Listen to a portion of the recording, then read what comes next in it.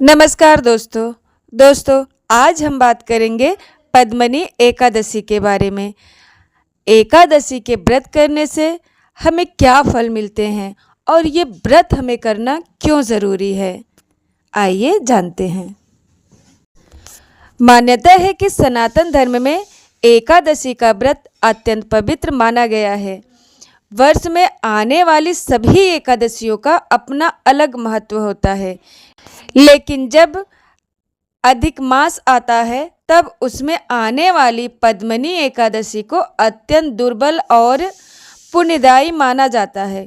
कहा जाता है कि यह व्रत मनुष्य के जीवन के बड़े से बड़े पापों को नष्ट कर देता है और भगवान विष्णु की विशेष कृपा प्राप्त होती है। जो व्यक्ति श्रद्धा और नियम से यह व्रत करता है उसके जीवन में सुख, समृद्धि, शांति और आध्यात्मिक उन्नति आती है। यह व्रत केवल धन या सफलता ही नहीं देता, बल्कि मनुष्य के अंदर सकारात्मक ऊर्जा, भक्ति और आत्मबल भी बढ़ाता है। अब हम जानेंगे पद्मनी एकादशी कब है। अधिक मास शुक्ल पक्ष में आने वाली एकादशी को पद्मनी एकादशी कहा जाता है। 2026 में यह पावन व्रत मई के महीने में आएगा। पंचांग के अनुसार इसकी तिथि का निर्णय कर दिया गया है, यानी कि 26 मई को। यह एकादशी अत्यंत दुर्बल होती है क्योंकि अधिक मास लगभग 3 वर्ष में एक बार आता है। इसीलिए पद्मनी एकादशी का पुण्य भी हजारों गुना अधिक माना गया है। अब हम जानेंगे कि पद्मनी एकादशी क्यों करनी चाहिए। मनुष्य के जीवन में कई प्रकार के दुख आते हैं। गरीबी, बीमारी, मानसिक तनाव, पारिवारिक कलह और असफलता और नकारात्मक शक्तियों का प्रभाव। शास्त्रों के अनुसार पद्मनी एकादशी का व्रत इन सभी कष्टों को दूर करने वाला माना गया है। कहते हैं कि इस व्रत को करने से भगवान विष्णु की विशेष कृपा प्राप्त होती है, पापों का नाश होता है, घर में सुख शांति आती है, धन और वैभव की प्राप्ति होती है और संतान का सुख मिलता है, दुर्भाग्य दूर होता है, मृत्यु के बाद मोक्ष की प्राप्ति होती है। अब हम जानेंगे पद्मनी एकादशी का महत्व। पुराणों में कहा गया है कि 1000 अश्वमेध यज्ञ और सैकड़ों राजसूय यज्ञ करने से जो पुण्य मिलता है उससे भी अधिक पुण्य पद्मनी एकादशी का व्रत करने से मिलता है। यह व्रत भगवान विष्णु और माता लक्ष्मी को अत्यंत प्रिय है। जो भक्त इस दिन उपवास रखकर भगवान का स्मरण करता है उसके जीवन के सभी संकट दूर हो जाते हैं।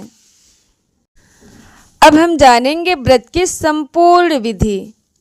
प्रातः काल जल्दी उठें, ब्रह्म मुहूर्त में उठकर स्नान करें और स्वच्छ कपड़े धारण करें। व्रत का संकल्प लें, भगवान विष्णु के सामने दीपक जलाकर व्रत का संकल्प लें।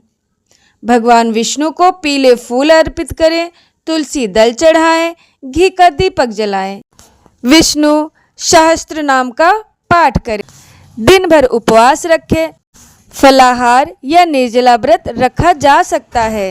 रात्रि को जागरण करें। रात में भगवान विष्णु के भजन और कथा सुनना अत्यंत शुभ माना जाता है। और अगले दिन द्वादशी के दिन पारण करें। अगले दिन ब्राह्मण या गरीबों को भोजन करवाकर व्रत खोलें। अब हम सुनेंगे ब्राह्मणी एकादशी की अद्भुत कथा। प्राचीन समय की बात है। त्रेता युग में एक बहुत प्रतापी राजा राज करते थे। उनका राज बहुत ही विशाल और समृद्ध था। प्रजा सुखी थी, चारों ओर खुशहाली थी। लेकिन राजा और उनकी रानी पद्मनी के जीवन में एक बहुत बड़ा दुख था। उनकी कोई संतान नहीं थी। राजा और रानी दिन रात इसी चिंता में डूबे रहते थे। उन्होंने अनेक यज्ञ करवाए, दान दिए, तीर्थ यात्राएं की, लेकिन संतान की प्राप्ति नहीं हुई। धीरे धीरे राजा का मन उदास रहने लगा। एक दिन रानी पद्मिनी ने कहा, स्वामी, संसार का हर सुख हमारे पास है, लेकिन संतान के बिना सब अधूरा लगता है। राजा की आंखें नम हो गई। उन्होंने निश्चय किया कि अब वे जंगल में जाकर तपस्या करेंगे। फिर शुरू हुई जंगल की कठिन तपस्या। राजा और रानी राजमहल छोड़कर घने जंगल में चले गए। वहाँ उन्होंने वर्षों तक कठोर तपस्या की। तेज धूप, बरसात और ठंडी हवाओं के बीच भी वे भगवान विष्णु की ध्यान करते रहे। धीरे धीरे रानी पद्मिनी का शरीर कमज़ोर होने लगा, लेकिन उनकी भक्ति और विश्वास अटूट था। एक दिन वहाँ अचानक महर्षि अत्रि की पत्नी महान पतिव्रता देवी अनसुईया प्रकट हुई। रानी पद्मिनी ने उनके चरणों में गिरकर कहा, माता, कृपया हमें ऐसा उपाय बताइए जिससे हमारी मनोकामना पूरी हो जाए। देवी अनसुईया मुस्कुराई और बोली, हे पुत्री, अधिक मास के शुक्ल पक्ष की पद्मिनी एकादशी का व्रत करो, भगवान विष्णु अवश्य प्रसन्न होंगे। रानी पद्मिनी ने पूरी श्रद्धा से व्रत किया। उन्होंने पूरी रात भगवान विष्णु के भजन गाए, दीपक जलाया और उपवास रखा। उनकी सच्ची भक्ति देखकर भगवान विष्णु स्वयं प्रकट हुए। पूरा जंगल दिव्य प्रकाश से भर गया। भगवान बोले, हे रानी, मैं तुम्हारी भक्ति से अत्यंत प्रसन्न हूँ, मांगो, क्या वर चाहिए। रानी ने हाथ जोड़कर कहा, प्रभु, हमें एक तेजस्वी पुत्र का आशीर्वाद दीजिए। भगवान विष्णु ने उसी वक्त रानी को वरदान दिया, तुम्हें एक महान और पराक्रमी पुत्र प्राप्त होगा, जिसका यश तीनों लोकों में फैलेगा। कुछ समय बाद रानी ने एक दिव्य पुत्र को जन्म दिया। कहा जाता है कि वही पुत्र आगे चलकर महान योद्धा बना और उसने राक्षसों का विनाश किया। दोस्तों, यह कथा हमें ये सिखाती है कि सच्ची श्रद्धा कभी व्यर्थ नहीं जाती। भगवान देर करते हैं, लेकिन अंधेर नहीं।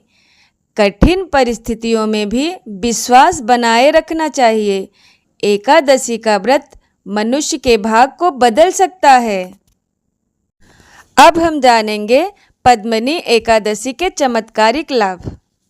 पहला, घर में आर्थिक समस्याएं दूर होती हैं। और दूसरा, निसंतान दंपतियों के लिए यह व्रत अत्यंत शुभ माना जाता है। और तीसरा, रोगों से मुक्ति मिलती है।